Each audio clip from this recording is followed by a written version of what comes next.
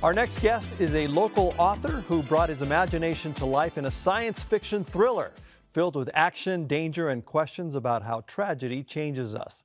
It's called Internal Damage, and I'm happy to welcome the author, Lucas Gerke, to the 260. Welcome, man. Hi, thanks. Great to have you here. So this is your first published book, and it's got some big themes. Why science fiction? Why'd you choose that? I sort of thought of the content with the idea of it being different perspectives and being how each person handles what's happening to them differently. And sci-fi just kind of felt the most fitting for the angle I was taking. Yeah, and so what was the inspiration behind that story that you chose? Well, originally I wanted it to just be one character, and I liked the idea of the change they were going through and them really becoming a different person by the end and seeing how it all shapes them. But I was kind of dissatisfied with the narrative, with it just being that person. It felt too limited. I feel like we didn't get a good scope of exactly how people adapt to these horrible situations and try to maintain their humanity. All right, so there's horrible situations in the book. Give me the plot. What's the plot? So it's a group of people, totally normal people. They're on Europa, which is one of the moons of Jupiter. That part's a little less normal. But, right. But I mean, they're just going to a diner. They're excited that they're getting meat that's coming in that where they live didn't used to have that because of the limited resources. That's the initial impetus, and then suddenly they start getting attacked, and the attack starts as conventional weapons, like they're getting bombed, and they know there's a war on, so they assume it's related. But then they start noticing other things attacking them that they wouldn't call people. Okay. And so there's some monsters, creatures. What? Yeah. Okay. I would word it that way. I think that's fair. And you placed it on Europa, one of the moons of Jupiter. Yes. So as you were coming to this, and you said that it's a survival story. Yeah. Right. Primarily, yes. It's a survival story, and that there's some dark themes in there. How did the themes come first? Like you wanted to write about this, and then it's just science fiction was the vehicle, or did those themes kind of evolve as the story took you there? I think the themes came first. Yeah, I think they did, because the idea of the story started off so different. The circumstance that the main character, when I was going to have just one, those circumstances were so drastically different than the end product, because the idea was still there, but I didn't think the through line I was giving that character was servicing what I was trying to get out of the book. So once I came up with having more characters, I think the circumstances they were under shifted, and it just leaned into sci-fi. You said the themes came first. What themes were you trying to work out? Oh yeah, you sat down to write a 500-page book, which is quite an accomplishment. And what themes were leading you there? Definitely what you have to become to make it through certain things, and that can be negative. Yeah. But also what you choose to hold on to try and still be you at the end of the day.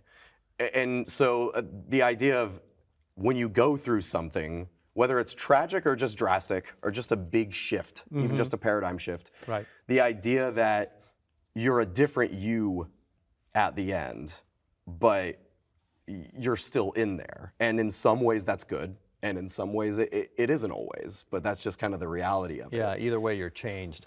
Do you have so you're a local writer? Yes. By the way, is there a literary community here in There actually is. Northeast Indiana? And I've been slowly discovering it throughout the process of getting this published and trying to get the word out about it. There are a lot more local writers than I realized. Yeah.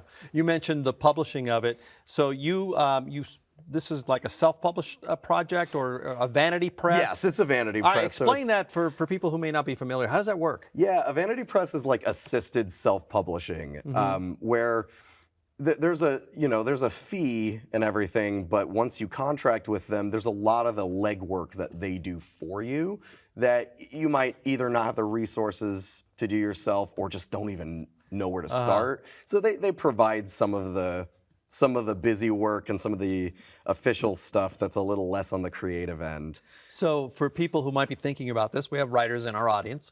What's the good and the bad of using a press like that?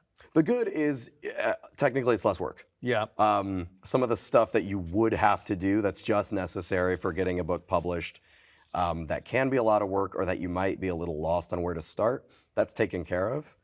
The bad would be the financial aspect, I think. Because it has a It cost. costs and it's pricey.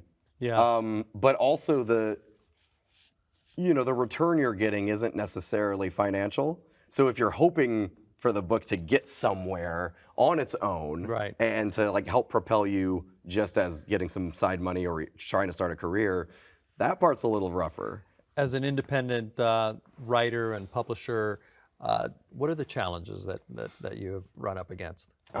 Exposure's the big one, I would say. I think that's the biggest one. Just getting the word out, because you put, in my case, I published it, felt cool about that, but then I was getting all these sales, felt great about that, and then I realized once my friends and family had all gotten in on it, and the sales started to dip, and I was struggling to figure out how to get people to find out that this exists, to see if there would even be interest. Well, hopefully we're helping here. I really hope so, yeah. Do you have a creative process that you follow?